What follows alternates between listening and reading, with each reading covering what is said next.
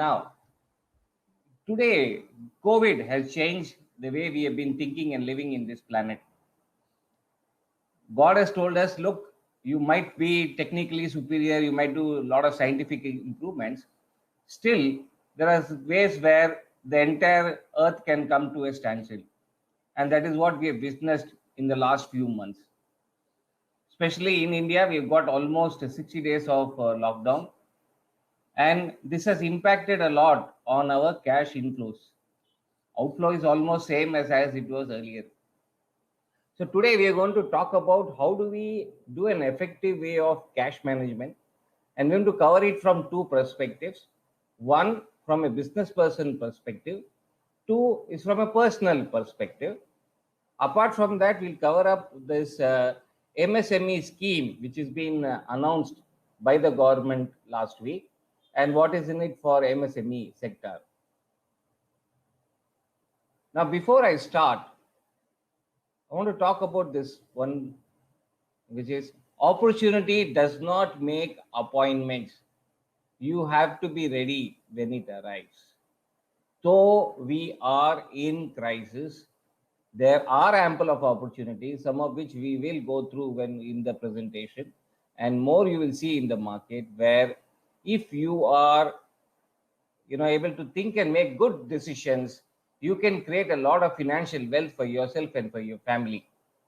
This is a good time for making sound investments, and we'll go through them. The first aspect that we're going to cover today is the cash flow management from an MSME perspective. So this entire cash flow broken down into 5 topics, which is accounts receivable, inventory management, expense management, capital expenditure management, and your loans or your debt management. So we'll go one by one.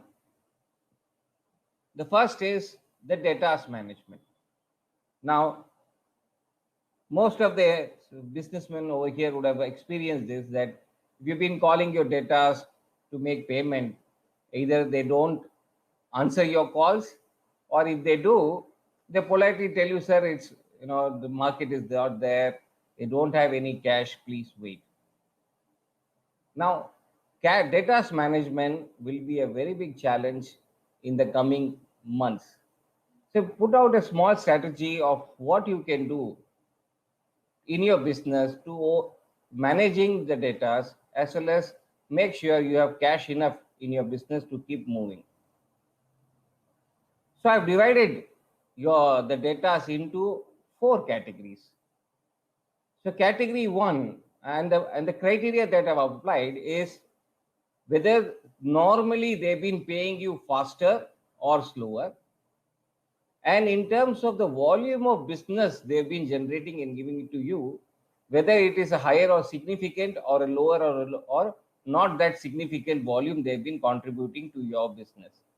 So based on these 2 parameters, I've highlighted into 4 different categories, and then we'll go through each category.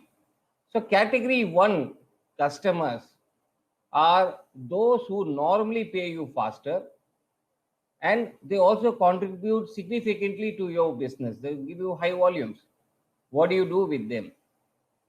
Give them your best service in the next 6 months. Whatever you've been trying to do them, give them even better. Put your best people to serve this set of customers. Give them a red carpet welcome. Why? One, if they have cash, I tell you, they have more choice in the market than you have in terms of customers. They will have a big list of vendors queuing up and saying, look, please buy from me. You need to make sure you don't miss out any sales from this customer. The second category is those who pay you fast, but they don't contribute significantly to your total volume of sales. Now, what do you do with them? Keep connecting with them on a regular basis.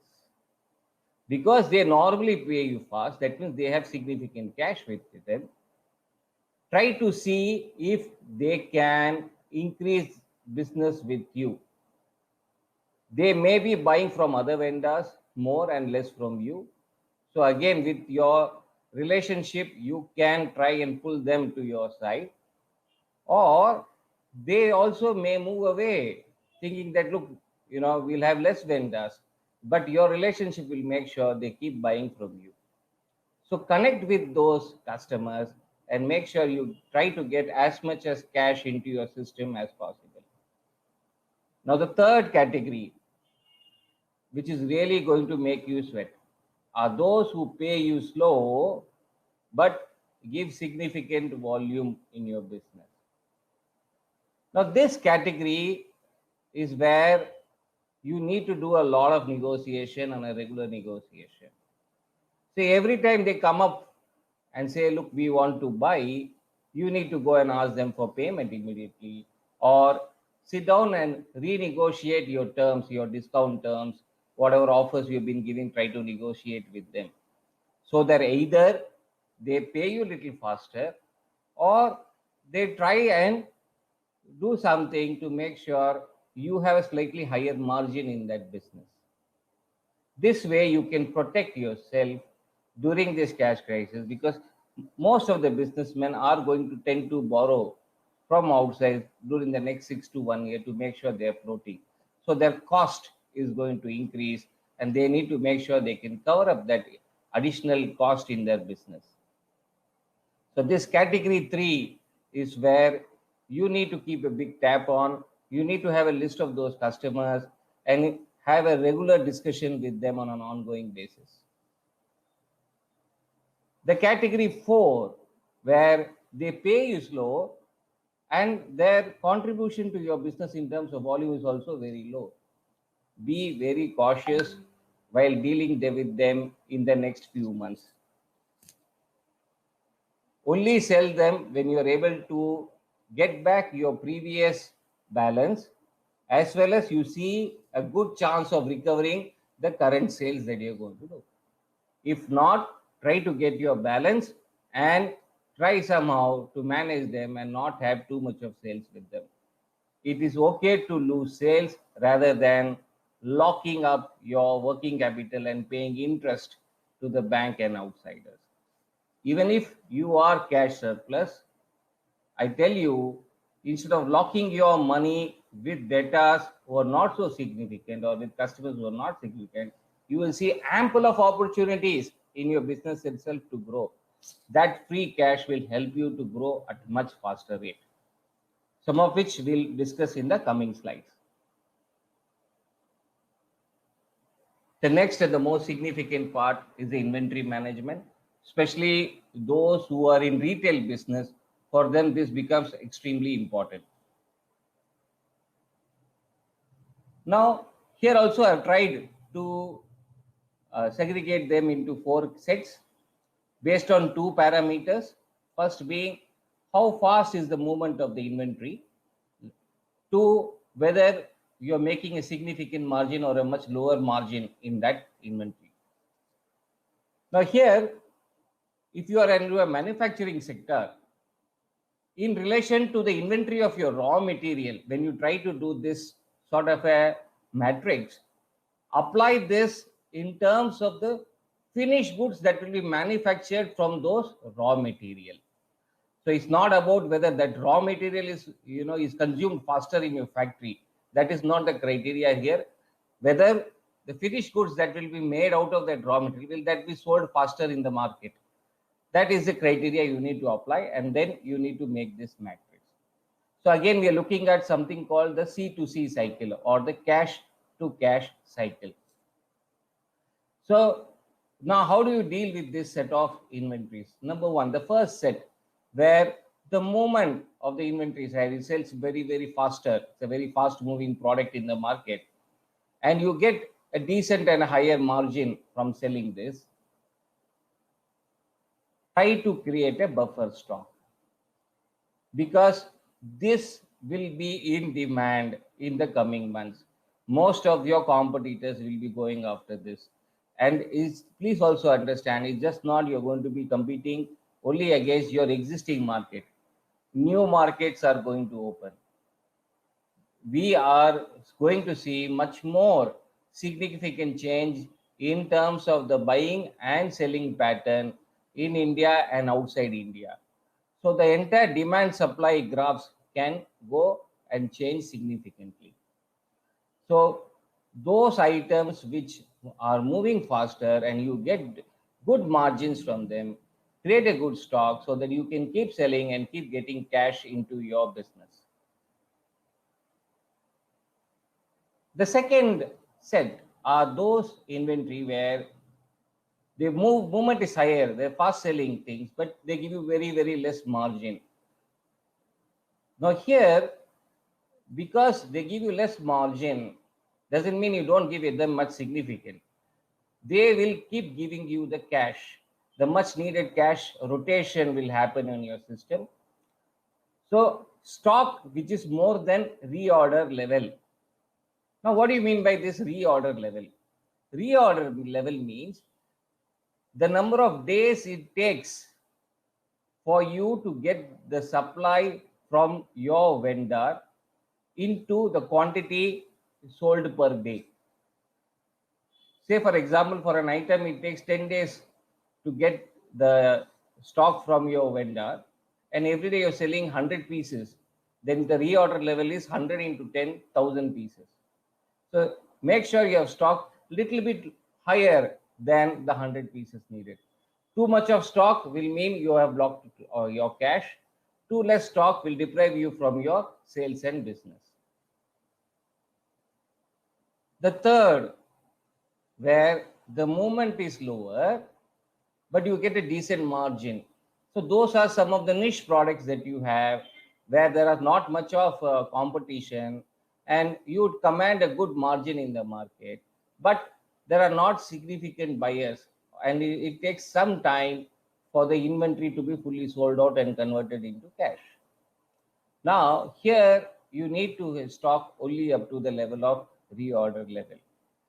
Do not block too much of your cash in this set 3 category of stock.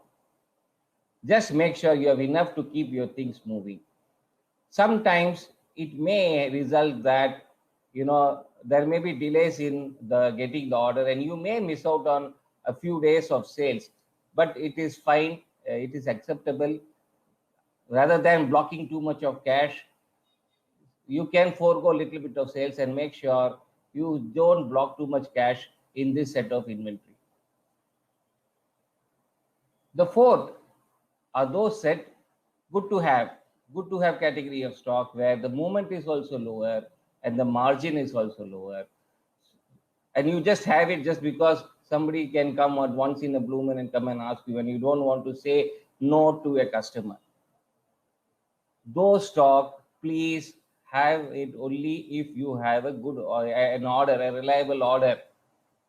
Only then you stock it up. Otherwise, please don't stock it up. Free your cash.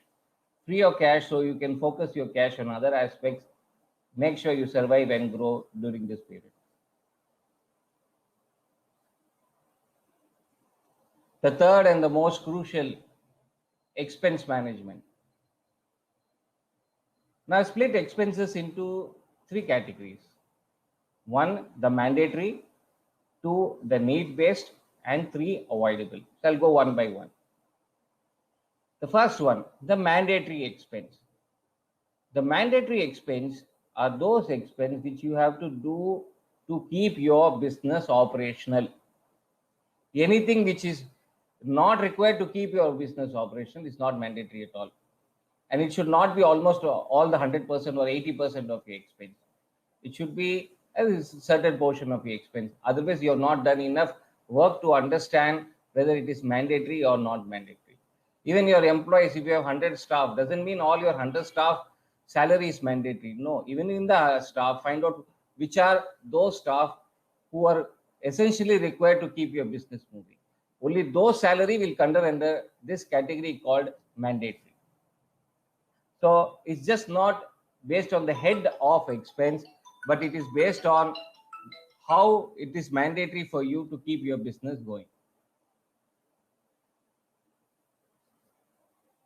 Now, those mandatory expenses, what you need to do? Number one, negotiate.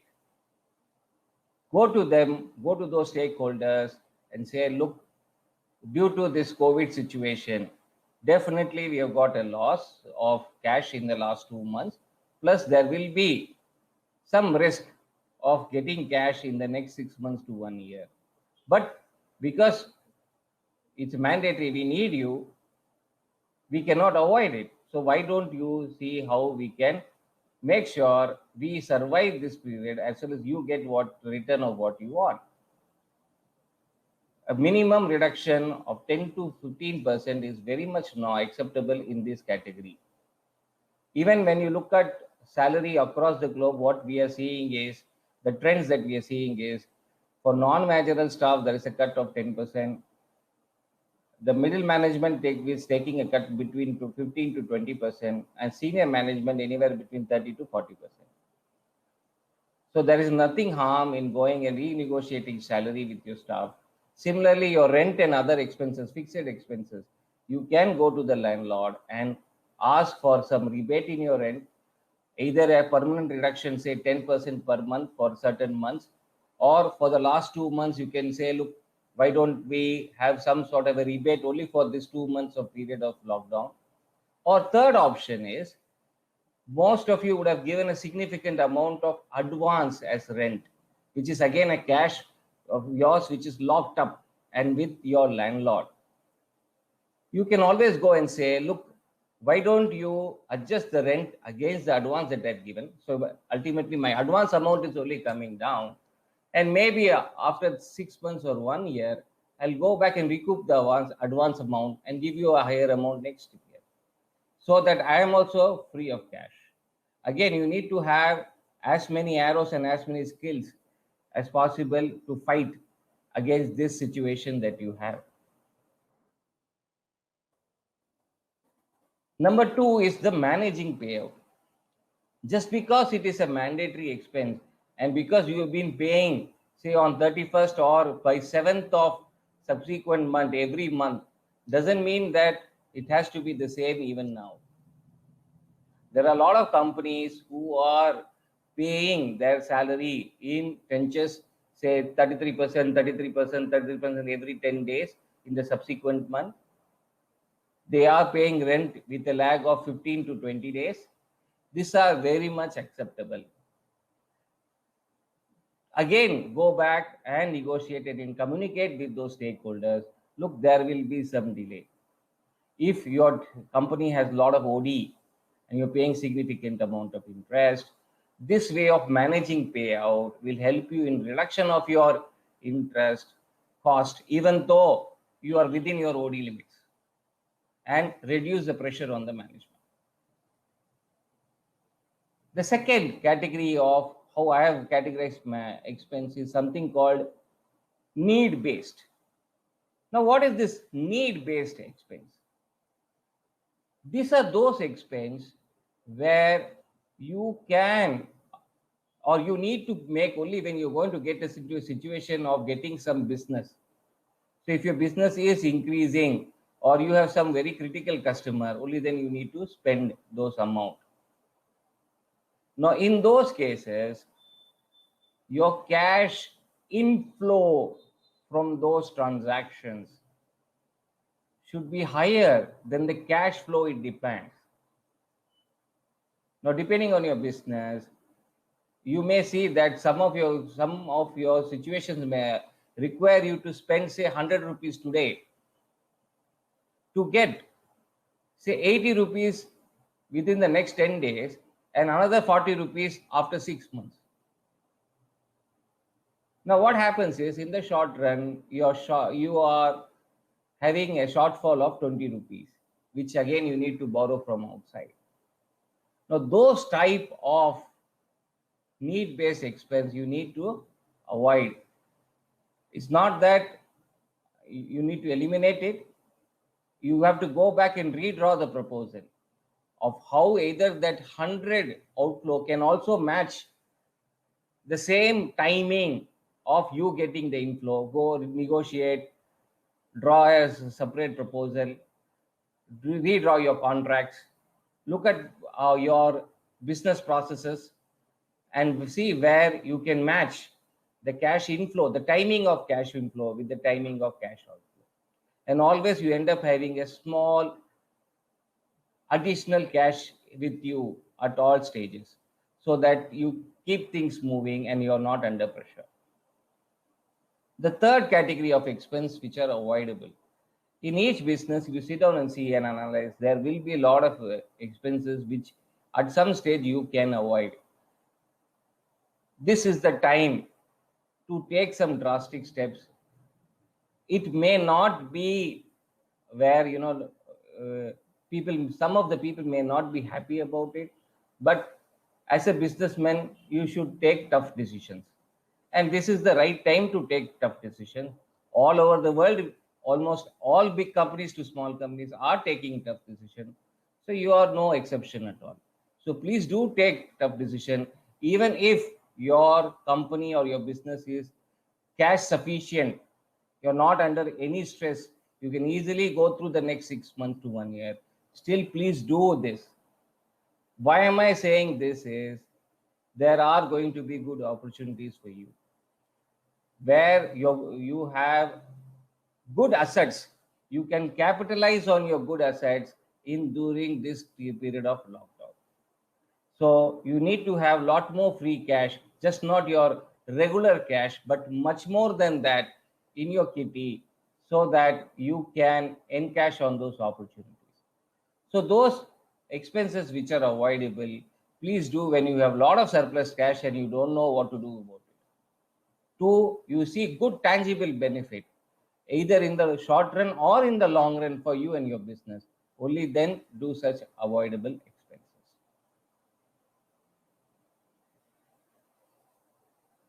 Next post topic that we're going to talk about is on the capex management. Capex is, buying your fixed assets if you're buying a new machinery or your expansion plans. Now, again, I split into two categories here. One, the essential capex, and two, the growth oriented capex. Now, essential are those which are like typical replacement. Say, for example, you have an assembly line with 10 machines and 2 machines are not working, but you require it for your production.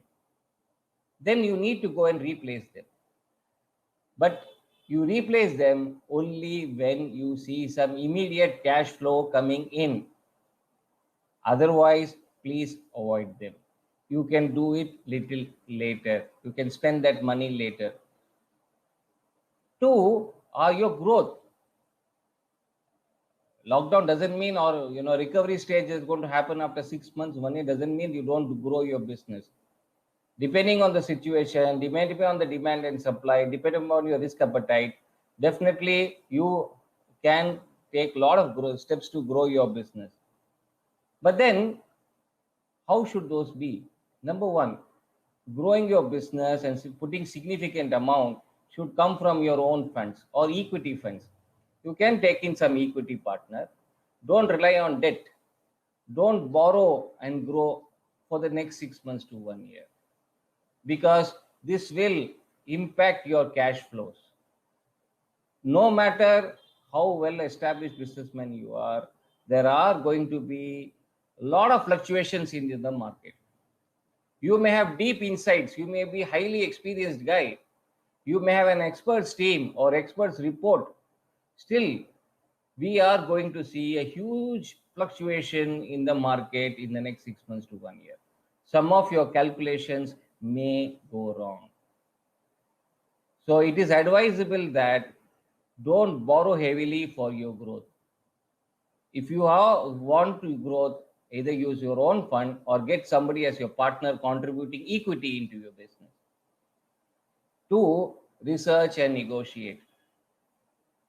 Not everybody is going to be thinking about growth in business. Bulk of the businessmen are only going to think about survival. That means what? That means the number of people looking for growth are going to be limited. And if you are lucky to be one of them, that you have a lot of scope to go and negotiate, do more research, do more, negotiate, get more out of the money that you're going to spend. This will be a major driver for your growth in the coming years. Loan or the debt management. Again, I've tried to split this into two parameters. One being based on the quantum of the loan, or the amount of loan that you're going to borrow, and the rate of interest that you're going to borrow. So I split them into 4 categories. So we'll go through one by one. Type 1 are the loan where the quantum is lower and the rate is also lower. So you have taken some machinery loan, or you have some smaller OD loans with which are with collateral and with a very low rate of interest. Those will be coming here. Now, what do you do with them? These are your ideal loans. You would need loan, you may also need some fresh loans in your business. Again, these type 1 loans are the ideal, given that we are going to see some more uncertain times in business in the next 6 months to 1 year. Having loans which are lower in quantum and lower in rate is the most ideal and the most preferred. If you have such loans, still you have a lot of cash and you're thinking, should I close them? My personal advice, don't do that. Keep that cash. Keep that cash for the growth plans, because you will see a lot of opportunities. The next category is where the quantum of the loan is higher and the rate of interest is lower. Have this only if you have for your working capital gap. Definitely your cash to cash cycle, either from your customers or your inventory, will be higher than what you have been witnessing before the COVID period. So very obvious that your investment in working capital will increase. Now, to finance that, you need to either continue your existing loans or have fresh loans. In those scenarios, make sure you borrow only when the rate of interest is higher and only for your working capital gap. Now, the type 3, where the quantum is lower and the rate is higher. Do that only when you are under extreme stress. When you have no cash and you desperately need cash into your business, obviously your lenders will try to take that as an opportunity and offer you only higher rates. In those situations, make sure that the quantum is very low and you have no other option but to go for that loan to keep your business moving. Only in those situations borrow such loan. But don't go for a higher quantum. Higher quantum would mean almost a suicide for you. So don't go for a higher quantum with higher rate. The fourth type is where the quantum is higher and the rate is also higher. Completely avoid it. This is not acceptable in the next 6 months to 1 year. Even though you see lot of lavish opportunities where borrowing and then suddenly you see a big rate of return, you see that you're going to make big money, big killing in the market, still it is not advisable to have a higher quantum loan with a higher rate of interest, because we will see a lot of fluctuation and some of your calculated risk may go wrong, and when they go wrong, you will be in a completely disarray of things. It may even endanger your business. So please do avoid such loan. This is what I have for cash flow management. Any questions on this we can take towards the end of the session during the Q&A part. Now I'm going to talk about this MSME scheme, which was introduced last week by our finance minister. There were a big relief package and so on which talked about.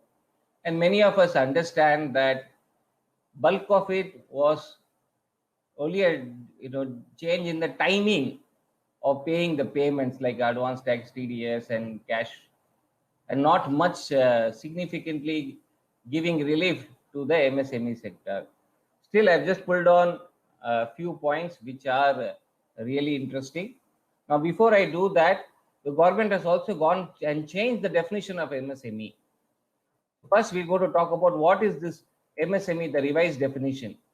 So here on the screen, you see what was the old or the existing MSME classification and the revised MSME classification from last week. So bottom you see is the revised MSME classification. Now, first thing is that MSME is only for manufacturing and service sector. It is not for traders and wholesalers. So now what happens if you are also doing trading and a little bit of servicing of the same product? Then for the service as like, for example, you're also selling AC and also doing service of AC. So in those cases, for the service aspect, you can go and register under MSME. So they've given based on the investment and turnover criteria, what is micro, small and medium. So up to 1 crore rupees of investment and 5 crore turnover, you are a micro. Up to 10 crore rupees of investment and up to 100 crore of turnover, you are a small. And up to and beyond that, up to investment up to 20 crore and a turnover up to 100 crore, you are a medium business. Now, how do you go and register yourself in Udyog, MSME? MSME is Udyog Aadhaar, an Aadhaar-based system. It is, you need to go to this URL which is on the screen. It is a government website. It is completely free. There is no charge. It takes just about 10 to 15 minutes to complete the entire process. You will get an OTP on your mobile phone, which is linked to your Aadhaar. So keep that phone during your registration, and you have to go through certain questions which will come. Questions like what is the category of your business, how much is your turnover, number of people, and so on. Just for your knowledge, this is not checked or verified or linked to something else. It's a one-time, one-off registration. And you can also change it in the future depending on the change in the situation of your business. Now, we'll go through the recent scheme. The first scheme, which I have not pulled too many schemes, you will see all that on the in the newspapers. It's only good for the press and media. I've just pulled on few which I felt are really genuine and good for MSME sector. The first one is a collateral-free loan for the MSME sector. So this is both for banks and NBFCs. So people who have taken from the lenders like Bajaj Finance, who are not a bank but the NBFCs, this applies even to them. There's an automatic loan process for 4 years. Automatic means banker will call and tell you that, look, I'm giving you a loan. Has it started? Yes. Few of my clients, what I heard from them, yes, they have started getting calls. Now most of these are from the private banks, where they're getting calls and saying, those clients who have good profile, a good relationship with the banks are automatically increasing their limits, whether it's a term loan or an OD loan. Now, the best part is all these loans are 100% guaranteed by the government in terms of principal and interest. Many times we have seen in the past that we have a lot of schemes in the market, but bankers are not or very much hesitant in granting loans. And they keep talking about security and all that stuff. But this particular one, you can go and tell the banker, look, this loan is guaranteed by the government, both in terms of principal and interest. So I am eligible to get it. I have a good rating and all that. Give me the loan. Just because I don't have collateral does not mean I can be denied of the loan. So this is a very good part from the government by giving a guarantee on these loans. And even for your existing loans, if the limits are increased, bankers cannot press for any fresh collateral. And there is a moratorium of payment of principal portion for a period of 12 months. Interest you need to pay. And the last date for this availing this loan is 31st October 2020. The second part is going to talk about is the PF payment. For those with 100 employees or those companies which have up to 100 employees and 90% receiving salary up to 15,000 per month. Now, this is both these conditions should be satisfied. So, you will see not many, only a very few of businesses which will satisfy both these conditions. And if you're lucky to be one among those business, then the government will pay both the employer and the employee share. That is the 12% employee share and the 12% employee share of the PF for a period of 6 months from March to August 2020. This will really be helping MSME sector, and this will really help businesses not to pay some significant cash in terms of their salary. Other thing that has come on PF is the reduction in contribution from 12% to 10%. So where we have been paying 12% PF for both employee and employer contribution, it has been revised to 10% for the next 3 months. So it is not really big. Still, it will do some small help to go through these difficult times in the next few months. Now I'm going to go to the next section, which is about the personal finance. Now this is for salaried people as well as for business people about their own personal finance. So here I'm going to split this into 4 aspects.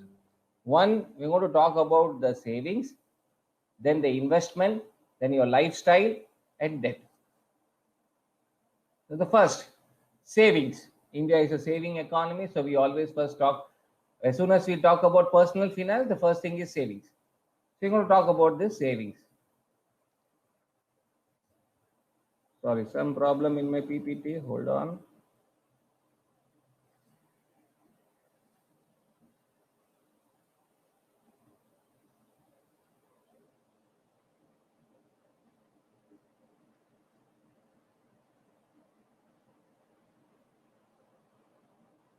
Sorry, it's not visible for some reason. All right, I'll do it in this mode. All right, savings. Now, savings will category into 3 aspects, 3 types of savings. One, those savings which you have done in the past, but they have an existing recurring payments to be done now and in the next and the immediate future. Say, for example, LIC policies that you've taken for yourself and your family in the past.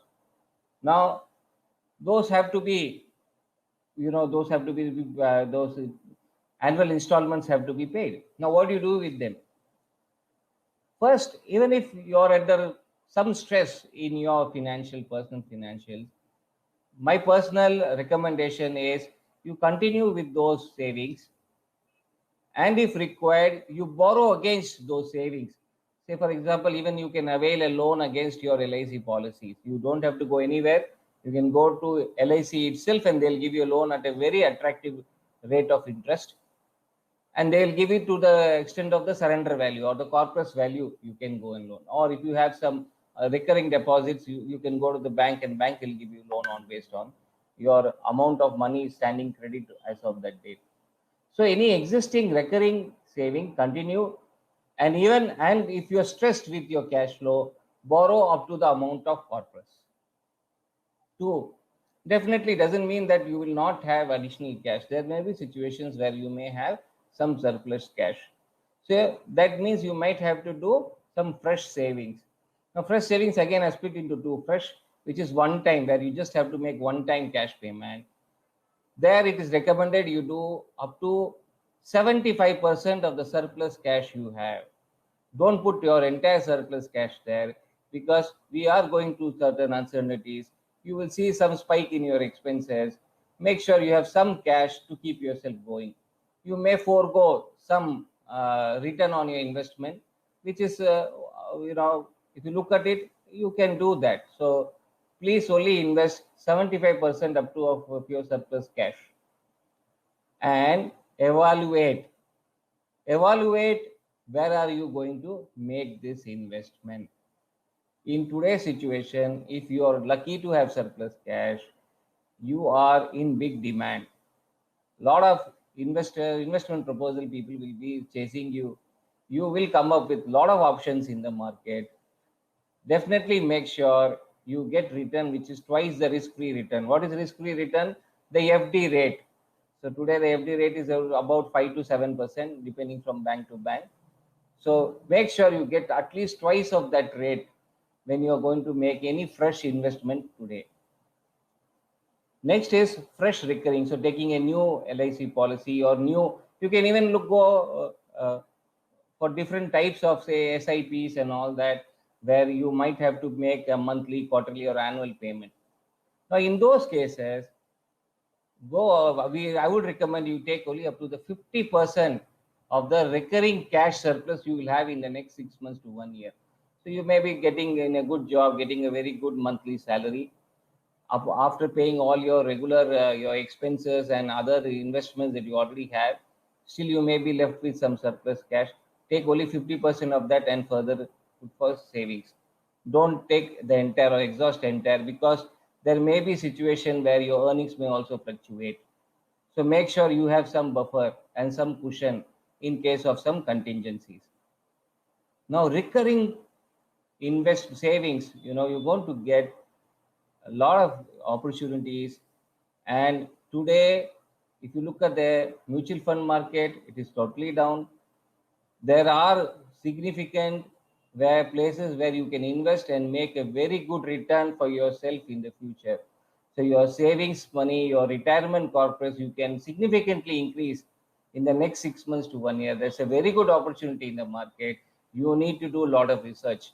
The benchmark I would suggest is where at least you should get 4x of the FD return, which is about 20 to 30% return. You should be able to see. Only then you make such savings and plan and make and forego your cash outgoings. Next, we're going to talk about the investment. So there seems to be some problem in my PPT. I'm sorry for that. So I have to do it in this mode. Now, in terms of investment,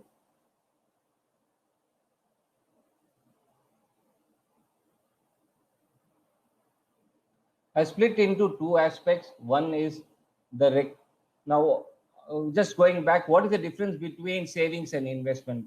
They're used almost similarly. Savings are where you have some surplus cash in your short run from your regular day-to-day expense and you want to save for your future. Investments are where you create some asset for yourself. So buying property, buying gold bullion, investing in shares in the long run, those are called investments. You may even borrow to make some investments. Now, if you have to make investments, you categorize into two. Those investments which give you recurring returns. Say, for example, you buy a property, a second house, or a commercial property which will give you rent, a recurring rent. Now, in those cases, how you should do is your outflow to be maximum of the double of the inflow that you're going to get. So you can still go for a second house, go to the bank, borrow money, but make sure that the rent that you're going to get and the EMI that you're going to pay, usually your EMI much higher than the rent you're going to pay. Make sure the EMI is double of the rent that you pay, not much higher. Because given this difficult times that we have, taking high risk is not advisable. And of the total cost of the investment that you're going to do, only up to 50% should be a debt. So don't take heavy loans, big loans, big loans for making investments during the next 6 months to 1 year. The second type of investments are where you get long-term returns. Say you want to buy land which give, in the suburban area or agriculture land or land where there may be some good development in the next few years. There are a lot of people who have, their assets and they are under very stressful financial situation, and they may come to the market and offer you a price which is 10% or 20% lower than the market price. For those who have sufficient cash, this is the right opportunity for them to encash and create a wealth for them in the future. So in those cases, I would recommend only invest if you see a minimum of tenfold return of the money in the coming years. Two, you may even borrow to invest, but make sure your debt is only up to the 25% of the money you totally put. Next, we're going to talk about is the lifestyle. I don't call it as personal expenses anymore. It's no more personal expense. It is a lifestyle that we have having and enjoying with ourselves and family. So I've categorized this, our personal expenses or our lifestyle expenses, into three. One, basic needs. Two, satisfactory needs, esteem needs. And we'll go one by one and explain about it.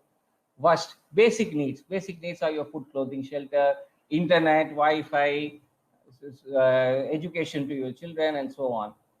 So those basic needs, if you are in a manageable cash position, where it's not a really difficult time for you, you can manage the next 6 months to 1 year smoothly. There is no need to do any reduction on your basic needs. You can continue enjoying in the same manner and same fashion your lifestyle as you've been doing. But if you are under financial stress, definitely take steps to reduce even your basic expenses. It's just not that I'm saying don't have or forego one meal.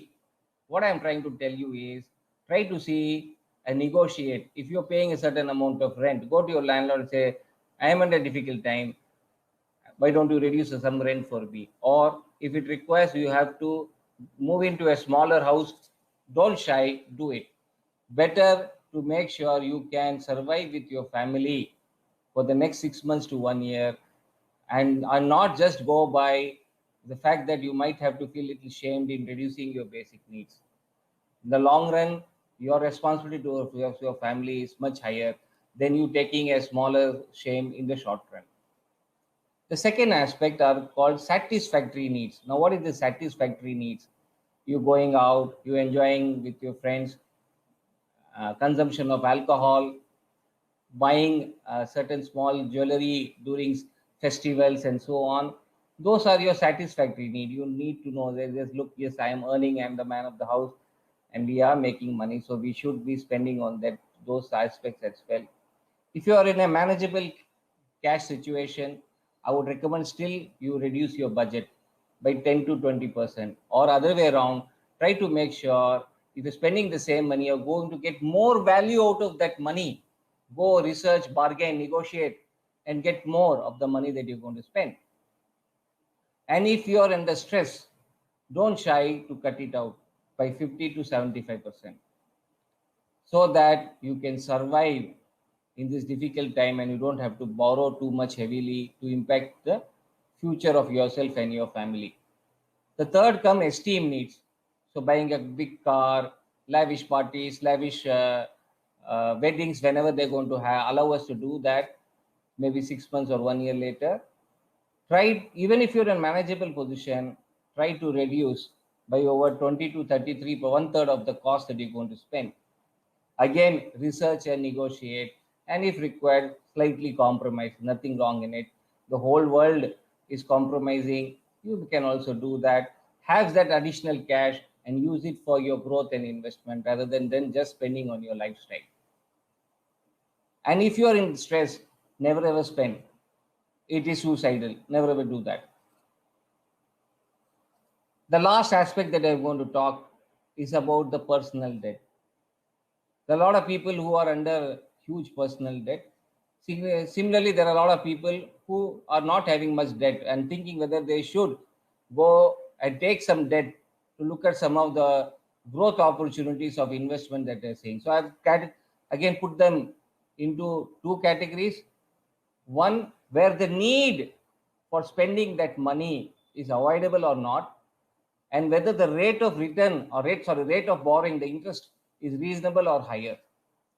So type 1, where the need is avoidable, it is not for your basic needs, where you can really avoid such expenses or cash outflow, and the rate is reasonable, then go for the lowest possible tenure.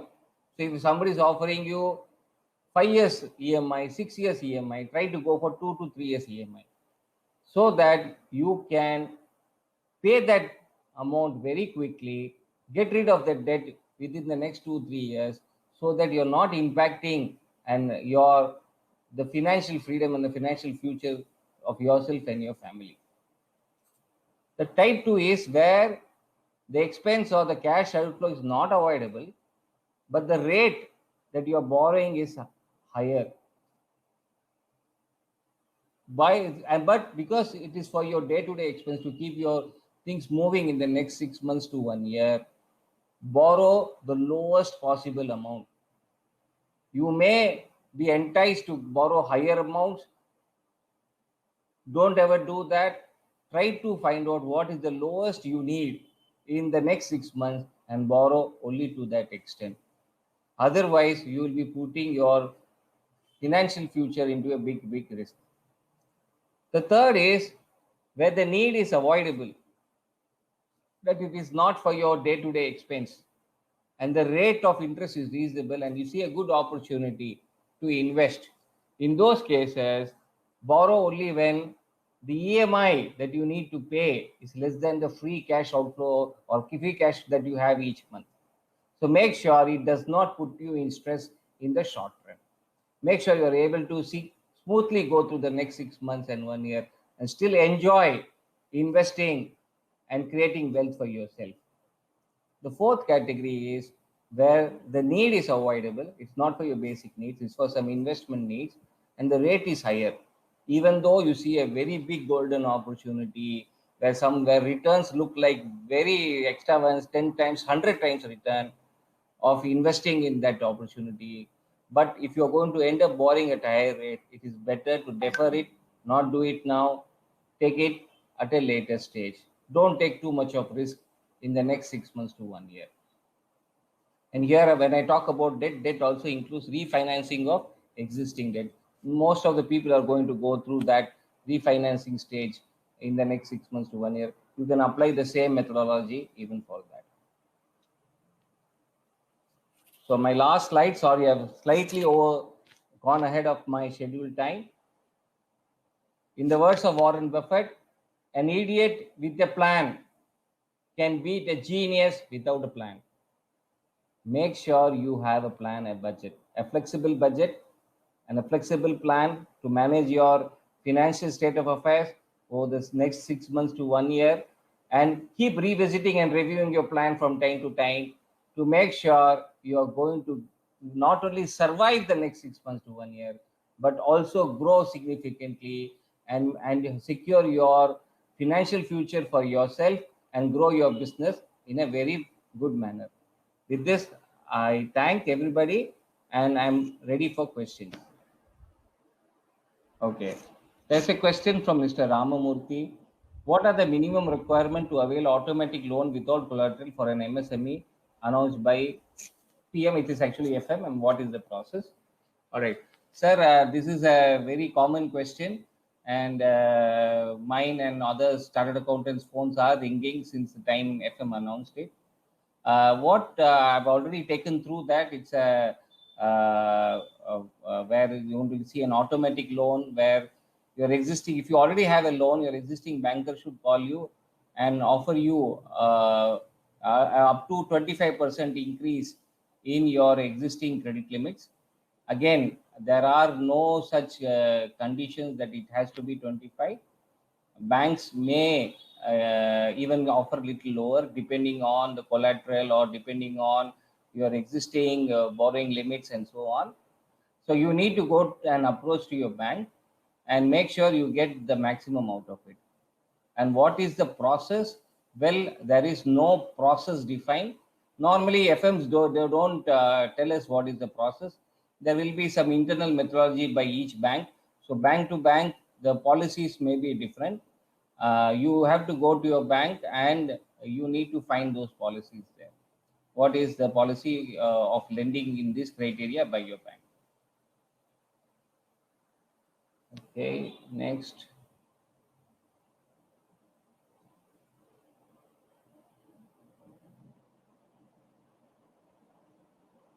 Okay. Next question is from Mr. Peter Rex. I closed my present MSME loan with collateral, take back the security, and as per eligibility of present norm, will I get collateral free MSME loan? Well, it's if you look at from what the finance minister has said, yes, you are, but we do understand that the policies by each bank may be different. So my personal recommendation is first speak to your banker, or now you may also go to some other competitor banker, explain your situation, find out, do some shopping, do some homework, makes some assurance that you can avail a loan from another bank without much collateral, and then only go and release your existing loan and repay that.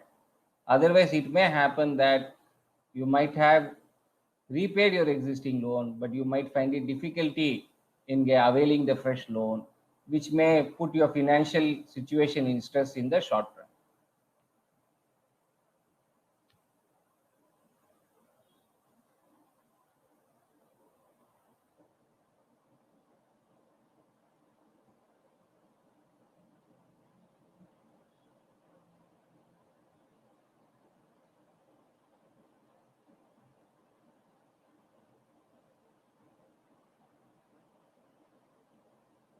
Okay, a very good question from Mr. Madhusudanan.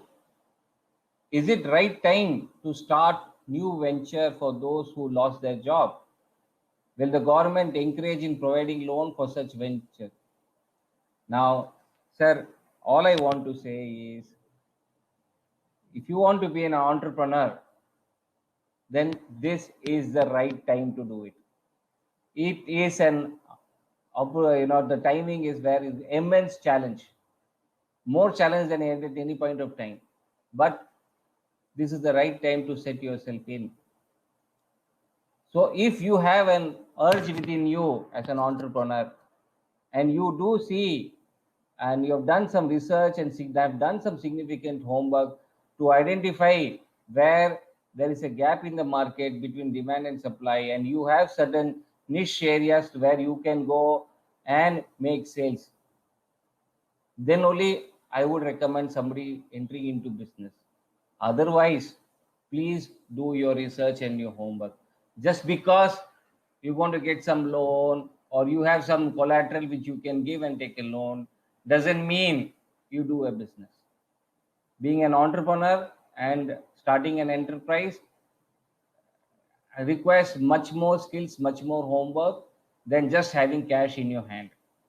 So I would say that yes, the timing of starting new venture is very excellent, but please do all your homework and research and then only enter. Will government give the loan? Now, given the policy announced, I believe yes. But if you go to the bank normally asks for a track record. Given you're new, I doubt whether you will be able to satisfy the bankers. It will be extremely difficult for you to start now and straight away get a loan. So I would say that don't be dependent on the fact that you make it a loan and start immediately. Have some small savings and start your business. Don't invest too much. Don't take huge risk. Slowly grow it and then keep going to the banks and ask whether they'll be able to fund you for your growth.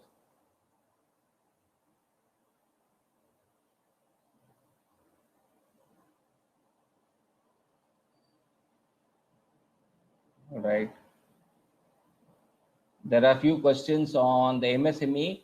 So Mr.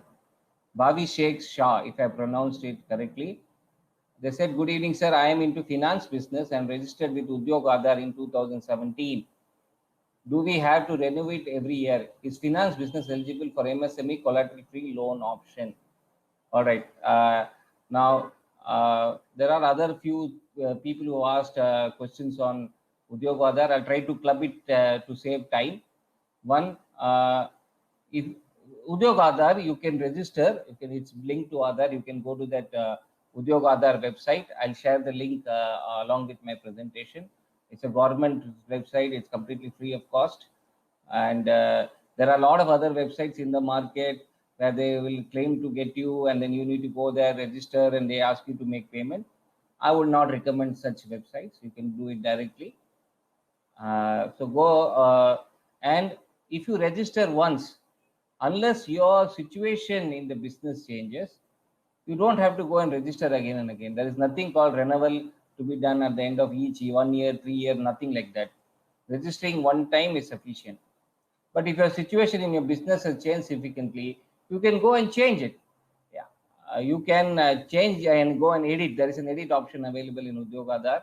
You can go and do that. Now, is finance business eligible for collateral free loan?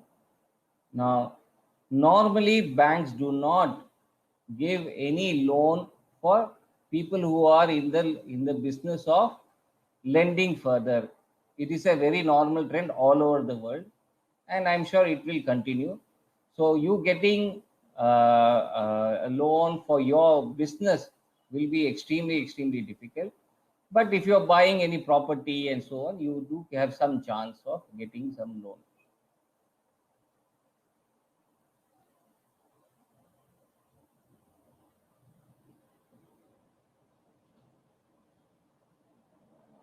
Okay.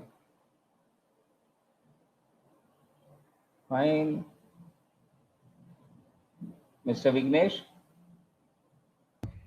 Yes, sir. Fine. I have gone through. Some are very repeat questions. Okay. Okay. All right. One more interesting one here. Okay. I'll take this as the last question, right? Okay, Right? sure. Yeah. Okay. Last question from Mr. Vijay Kumar. Where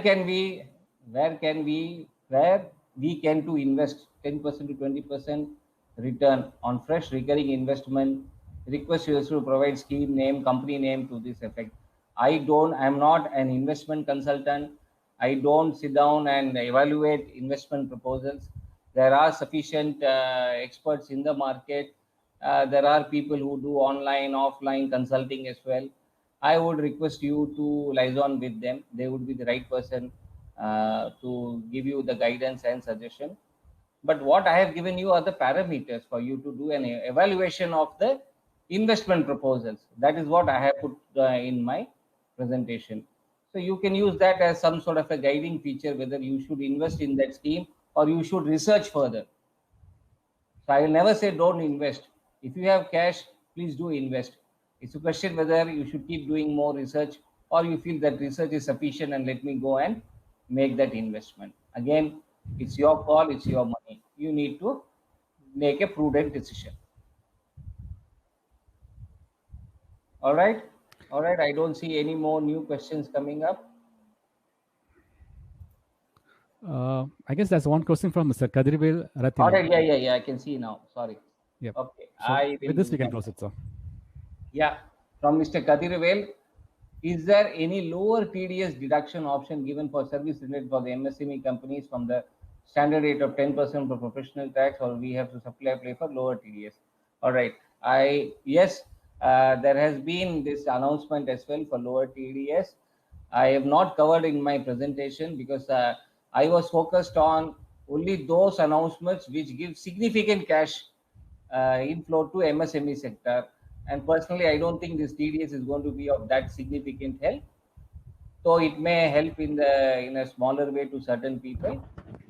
So for professionals, before this announcement, the rate of TDS was 10% for those who are giving professional services. Now it will be automatically 7.5%. You don't have to go apply anywhere. You don't have to produce any certificate. Your client who is going to do the deduction, earlier he was doing at 10, now he will do at 7.5. That's it. No paperwork, no documentation, no approval, nothing required at all. All right. Okay, Mr. Vignesh. Yes, sir. That's great. So wonderful. Yes, So thank you once again, Mr. Vignesh, for giving me this wonderful opportunity to interact with so many people. I wish you and your organization a huge success, and your this. I'm very much happy to see this Wednesday sessions that you conduct. So I hope you keep you keep doing these sessions and enriching people. Thank you. Thank you. Thanks a lot, sir. In fact, it's all for teamwork, and a special thanks for you, sir, because the complete session was very informative. As an entrepreneur, we feel it much more. It's more of an eye-opening for us to know about the various schemes which we have, especially from the government side, and also all these, the points which you have mentioned is very, very informative, sir. So thank you so much for this wonderful presentation. In fact, audience were so engaged. Even the time has almost 10 minutes past 6, and we are so much engrossed in the session. So thank you for making it so wonderful session, sir. And audience, you guys are really great. You guys are making us to motivating us to keep giving the best from our side. And please drop your valuable feedbacks and comments in the feedback session. Thank you all for being such a wonderful audience. Until next Wednesday, this is Vignesh signing off. Thank you so much.